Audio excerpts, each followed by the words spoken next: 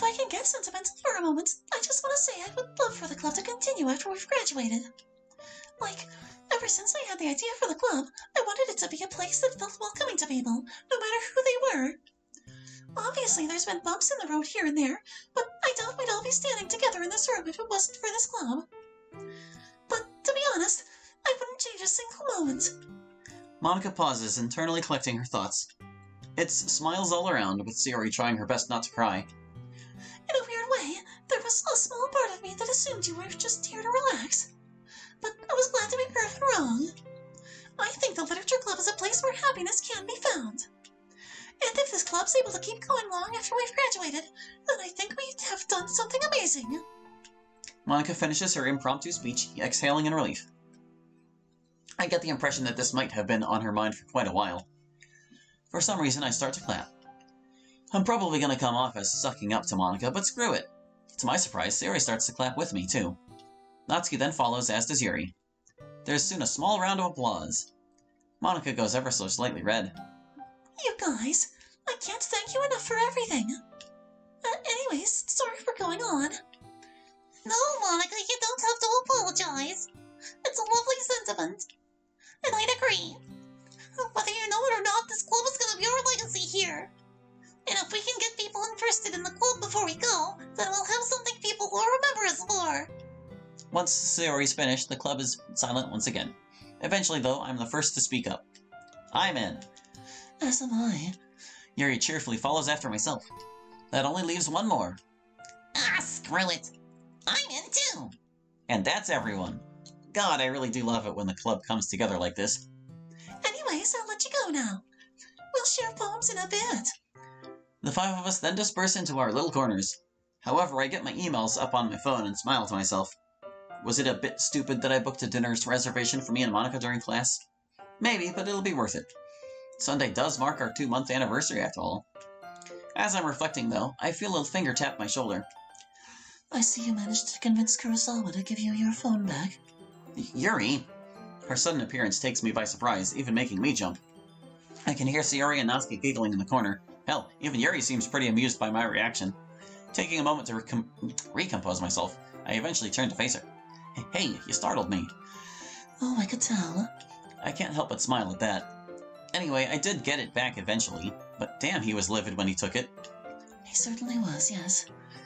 I'm still curious as to you were on your phone during class. As to why you were on your phone during class, perhaps? Could you not have just waited until after we finished? I mean, regardless of how I try to justify it, it's probably gonna come off as pretty dumb. Screw it. I guess it was in-the-moment idea, like, I didn't think too much about it. I lower my voice slightly. I just thought of something nice I could do with Monica, and I didn't want to forget anything. I know it sounds silly. I itch the back of my neck. That explains it. Well, I wasn't saying Monica wouldn't appreciate whatever you've got in mind. I just mean it that it's truly sweet how you treat her. Like, you're a really sweet person. Yuri fumbles with some of her words towards the end of her sentence. Christ, what am I doing? Before I can assure Yuri that she's doing nothing wrong, Monica comes near us. I heard my name mentioned. Did either of you want anything? Yuri yelps in surprise, much like I had earlier when she'd sneaked up on me. Monica seems slightly bewildered. Are you okay, Yuri? I'm fine. I just need to get some air. Yuri quickly rushes out of the clubroom, making an effort to hide her face. I exhale. Oh, and Hallie. Correct me if I'm wrong, but I think I overheard you say you had something planned for us. Would I be correct in my assumption? Well, there goes making it a surprise. Well, that's correct. Was gonna surprise you with it, but yeah. Aww. Monica beams at me. I swear you spoil me too much. I really gotta return the favor one day. I chuckle to myself and smile. Hon, it's not a contest. I know. It's just that I'm still, getting used to having someone care about me like you do. There's that tugging pain in my chest again. Monica. There I go, ruining the mood again. I take Monica by the hands, causing her to look away from me. Over the last 2 months, Monica has been slightly improving in terms of how she thinks about herself. However, there's still a sizable chunk of her that slips into those sudden bouts of self-loathing. Normally she's able to hide it, but there are times where it slips out. Most of those times it's when we have time alone. Times where she doesn't have to wear her mask of perfection. But masks can only last for so long before they start to crack. Monica, you've got people here that do care about you. And we're always gonna be here. Rather than saying else, Monica simply rests her head against my chest. Trying to adapt, I wrap my arms around her. I can feel her soft breaths against my shirt.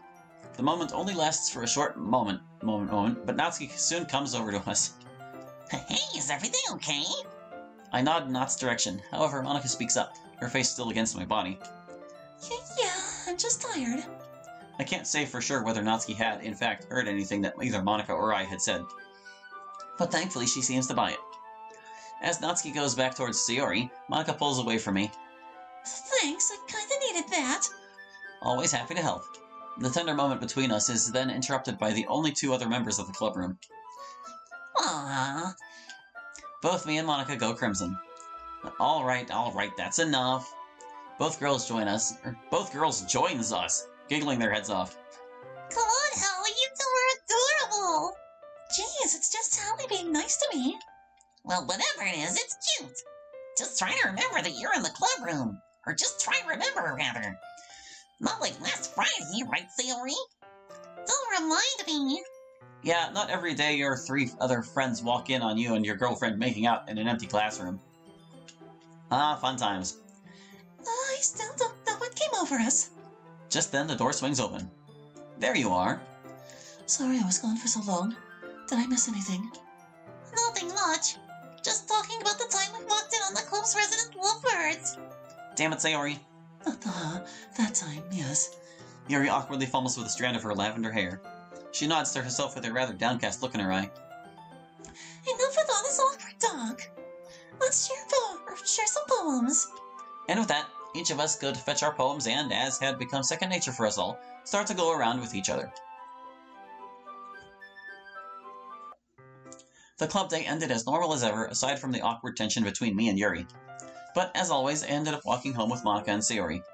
In time, we eventually get to Sayori's and I'm just left with Moni. We walk for a bit longer until Monica breaks the silence. So, about that plan, where exactly are we doing? Going, I mean? I would have asked during it, but I honestly lost track of time. During something, who knows what. To be fair to her, I also could have told her earlier. I know it's not as extravagant as the restaurant we went to with your parents, but there's this nice little ramen shop downtown. Oh? She seems curious. Like, I just felt going for a more relaxed might be something you like. Go for more relaxed what? A more relaxed what? Plus, they've got plenty of vegetarian dishes, too. Considerate as always. I did try to get it for either Friday or Saturday, but I was only able to get Sunday. Okay. Monica seems a bit worried. Hun, what's... The obvious answer to the question then comes into my head. It's your dad, isn't it? She nods with a regretful sigh. We were just barely able to convince him to let you stay when you first came over. God only knows what he's going to be like about me staying over with a guy who he complains enough about as is. They already let you sleep in the same bed. My chest tightens. There I go again, doing things without consideration. Sorry, I can't think of anything to say. Fuck, I'm an idiot. Should I cancel it then, or... No, don't cancel it. I'll think of some way to see you. She's not thinking of sneaking out, is she? I'm not letting him control what I do with my life. I may be his daughter, but that doesn't mean he owns me. She's stern, something of a rarity for Monica. After a moment, her expression breaks as she laughs. God, I didn't mean to come off that angry, I just needed to get that off of my chest. Moni, don't be sorry. I just want to know you're sure about whatever you end up doing. Oh, I'm quite sure. In fact, I might already have an idea. But I'm gonna keep that as a surprise. I'll be waiting for what she has in mind. Whatever that is. I should be getting home. I'll text you when I'm there. We give each other a quick kiss before she heads off. Not long after she starts walking, I head back inside. Weren't you... well, this would just be going inside the first time. You want to be back inside? Whatever. Almost as soon as I'm back inside, I slump onto the couch. Needless to say, the exams from this morning have tired me out. As I'm relaxing, my phone starts ringing. I pull it from pocket, not my pocket, from pocket, and answer after glancing at the screen to see who is calling me. Oh, hey, Mom. Hey, Hallie. I was just calling because I wanted to let you know that Mama and Natsuki are coming over tonight, and they'll be staying for the week. Well, that kind of makes things slightly awkward for both Moni and I on Sunday. Plus, tonight seems kind of soon. Well, me and Moni are planning on heading out on Sunday. Oh, that's nice. Where are you pair going? You know that place you'd always take me to in junior high? She thinks for a moment. Nakata's. That's the one. I just thought it'd be nice to treat her. Or thought it'd be nice to treat her. When's the wedding? I just sigh and roll my eyes. Natsuki asked the same thing a while ago. I honestly don't even know if we'll even make it that far. Haha, you won't. I say that more in jest than actually being serious. Like, yeah, obviously it's a bit too soon to say we'll get married. But that being said, it is a nice thought, and I certainly wouldn't be opposed to the idea. Oh, stop it. You two are great together. Thanks, Mom.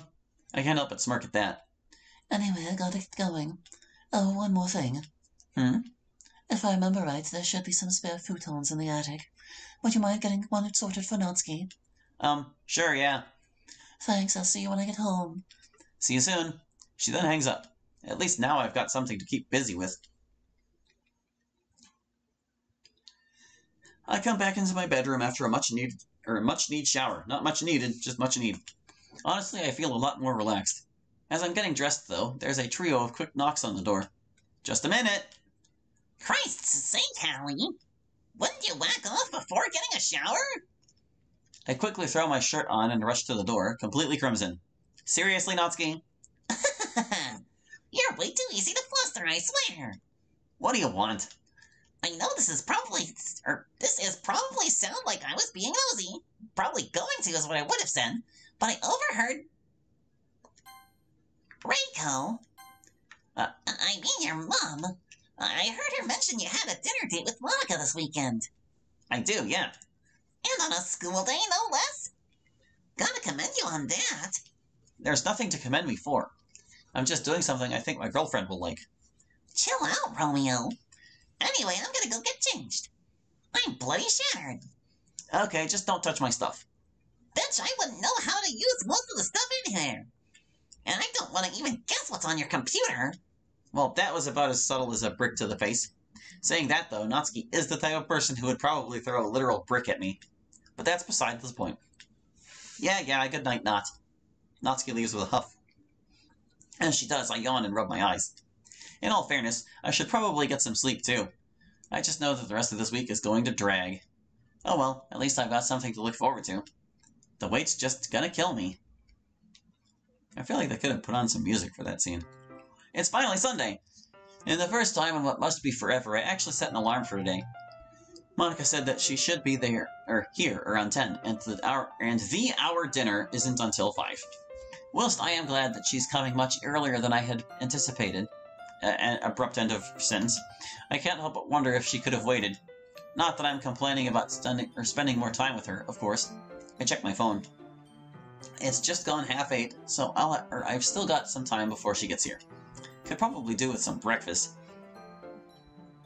As soon as I get downstairs, the scent of freshly cooked bacon finds its way up my nostrils. I peer through the doorway and spot Natsuki at the stove. Morning, Natsuki. Morning! How the hell is she this energetic at this time? I then noticed the bacon in the pan and gestured towards both it and the empty packet on the side. Hey, is any of that for me? Nope. Plus, with your snoring, you don't deserve any. She jabs me in the shoulder. Geez, my snoring's not that bad. You're right, it's worse. Could say the same about hers, but I keep quiet. At least I suffer Natsuki's wrath. Lest I suffer. Quickly changing my plans for what to eat, I get some bread out of, and head towards the toaster. As I'm waiting for my breakfast, Natsuki pipes up again. So, about your date with Monica tonight. What time do you think you're gonna be back? I don't know. Probably around 7 or 8. Why, you want to tag along? I asked that last part with the utmost sarcasm. It would be utmost, with a T. Ew, no! Natsuki grimaces. Like, I want to see another one of you two's mushy makeout sessions. Besides, someone would probably think I'm your kid or some shit. I mean, you're short enough. Do you want to have kids when you're older? The fury in Natsuki's eyes is tangible. Yes, ma'am. Well, shut your mouth and you might still have that chance, alright? I jokingly scowl as my toast pops out. As I'm buttering it, Natsuki asks me something else. I know it's not any of my business, but you got anything out to wear tonight? I think 'cause I chew. I mean, I've not really given it much thought. Probably just gonna wear some jeans and a shirt. So bland on the side elbow, you're boring. You already know me so well. We share a short burst of laughter together. We're gonna pick something up for you. I know this is not negotiable. Very reluctantly, I head upstairs with Natsuki. As soon as we get in, Natsuki immediately starts rifling through my closet. A pang of faux stress speeds down my spine as she searches. I mean, Sayori already grilled me enough on my wardrobe. If anything, Natsuki would probably say more of the same. During her search, Natsuki lets out a small groan. Just saying, you seriously need to get some color in here. Your closet looks like a damn morgue. Some color. I look around my room. I've got to have something that isn't black or gray. I then remember back to when Sayori helped me pick something. Tracing my mind, I look under my bed. Sure enough, there it is. My avocado green and mustard yellow crime against fashion. I pull it out from under my bed and call for Natsuki over. The disgust on her face says everything I need to know. What the actual fuck is that? It's something that Sayori found when she was helping me find something when I first went to dinner. When I first went to dinner with my god, the typos, dude. I'd ask your opinion on it, but I think I've already got my answer. Unless you want Monica to ditch your sorry ass, then never wear that. Oh, that was a little harsh. I nervously slide the clothes back under the bed, where they'll presumably stay for the foreseeable future. I actually don't need this. Or do you? I'm pretty sure you don't need this E in foreseeable. Or maybe you do. I don't know. I'm losing my mind. You can thank me for saving your relationship. Yeah, thanks, but could you keep your voice down? Mom and your dad are trying to sleep. I mean, it's either me saving your ass or you snoring like a pig, and I think we know which one is worse. I huff. I'll let her have this one. Both Natsuki and I go back to searching. I check my drawers and eventually find a red and black plaid shirt. It's quite basic, but quite fitting for someone like me. Quite. I present my findings to Nat. I mean, it's still screaming basic AF to me, but it'll have to do. That's good enough for me. I pull my phone out of my pocket. It's 9:03. Monica's gonna be here soon. Hey, I'm gonna get changed. Okay, I'm just gonna watch TV. Natsuki heads downstairs. I quickly get changed in an attempt to make myself a little more presentable. As I'm brushing the last parts of my hair with my hand, I hear knocks on the front door. Before I can even make it out of my bedroom, the door opens. I bolt downstairs.